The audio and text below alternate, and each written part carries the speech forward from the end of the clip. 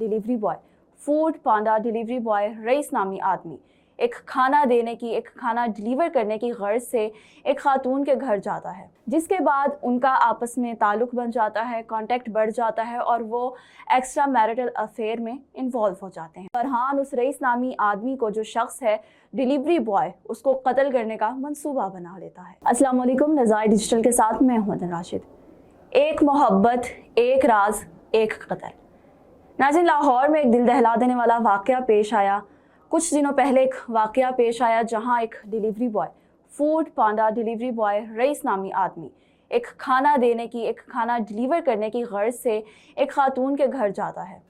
जब एक खातून के घर जाता है, आमना नामी औरत दरवाज़ा खोलती है, खाना रिसीव करती है, जो कि एक शादीशुदा खातून है। अब वो औरत वो खाना रिसीव करती है और उसी दौरान एक लोकेशन लेने की गर्ज से ऑब्वियसली एक कांटेक्ट जो है वो एक्सचेंज हो जाते हैं, जिसके बाद उनका आपस में ताल्लुक़ बन जाता है, कांटेक्ट बढ़ जाता है और वो एक्स्ट्रा मैरिटल अफेयर में इन्वॉल्व हो जाते हैं। अब होता क्या है कि जब उस आमना के शोहर फरहान को इस सारे मामले के बारे में पता चलता है तो वो बहुत ज़्यादा गुस्सा करता है और उसको मना करता है, लेकिन उसके बावजूद वो औरत ये सब हरकत करने से बाज नहीं आती। जिसके बाद फरहान उस रईस नामी आदमी को, जो शख्स है डिलीवरी बॉय, उसको कत्ल करने का मंसूबा बना लेता है।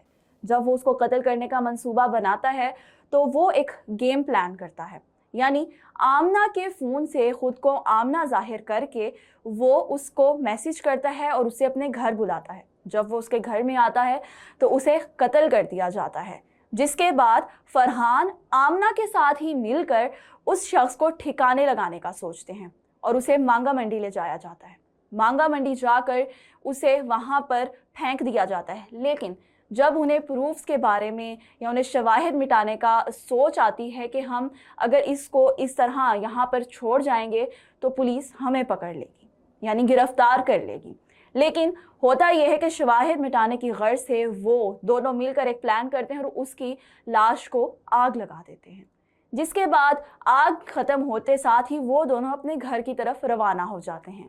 और कुछ टाइम के बाद जब पुलिस को इस सारे मामले के बारे में पता चलता है, वो इन्वेस्टिगेट करते हैं, तो दोनों मियाँ बीवी को, आमना और फरहान को गिरफ्तार कर लिया जाता है। जब इन्हें गिरफ्तार कर लिया जाता है तो इनसे इन्वेस्टिगेट किया जाता है और बहुत सारे शवाहिद भी इकट्ठा किए जाते हैं, इनके फ़ोन के फ्रांसिक और बहुत सारा डेटा इकट्ठा किया जाता है। जिसके बाद इनके ऊपर यानी कि मुकदमात दर्ज कर दिए जाते हैं और इन्हें अदालत में पेश किया जाता है, जहाँ सारा डेटा जो है वो दिखाया भी जाता है और मॉनिटर किया जाता है। लेकिन ये केस ताहाल जारी है और उम्मीद है कि जो कातिल हैं वो अपनी मंजिल मकसूद तक ज़रूर पहुंचेंगे। आपकी इस बारे में क्या राय है, कमेंट ज़रूर कीजिएगा।